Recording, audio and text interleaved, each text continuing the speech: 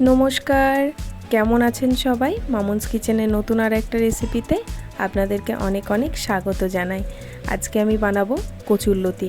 কচুরলতি তো অনেক রকমভাবেই বানানো যায়, আজকে আমি আপনাদের সাথে একটা পদ্ধতি শেয়ার করব। প্রথমে কচুরলতিগুলো কিনে নিয়ে এসে বাজার থেকে আপনারা একদিন মতো রেখে দেবেন, তাহলে ছাড়াতে খুব সুবিধা হবে।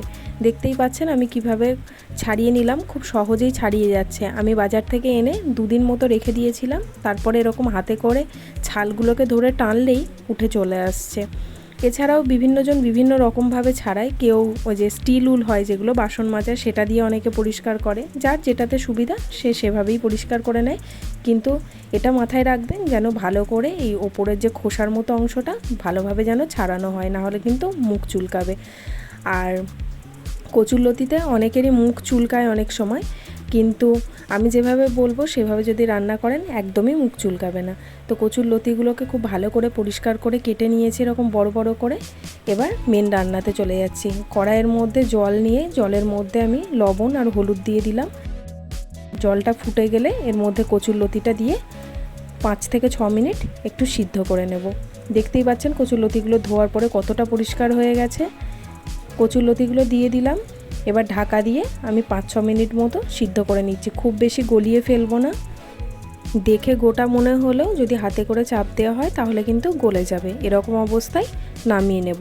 নামিয়ে নিয়ে আমি একটা ঝুড়ির মধ্যে জল ঝরতে দিয়ে দেব।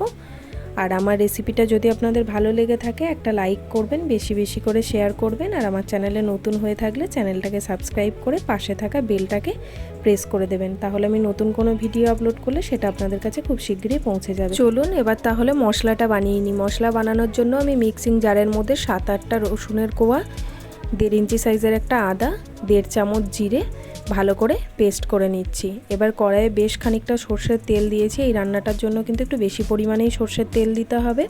এবার ফোড়ন আমি দিয়ে দিচ্ছি একটা কাঁচা লঙ্কা আর 1/2 টিস্পুন কালো জিরে। ভালো করে ফোড়নটা নাড়াচাড়া করে এর মধ্যে আমি দিয়ে দিচ্ছি 2টো বড় সাইজের পেঁয়াজকে কুচি করে রেখেছিলাম সেটা। পেঁয়াজটা খুব ভালো করে ভেজে নেব। এই রান্নাটা করার জন্য আপনাদেরকে মশলা এবং পেঁয়াজটা একটু বেশি পরিমাণেই দিতে হবে, তাহলেই খেতে ভালো লাগবে। এবার দিয়ে দিচ্ছি লবণ, যাতে পেঁয়াজটা খুব তাড়াতাড়ি নরম হয়ে যায়।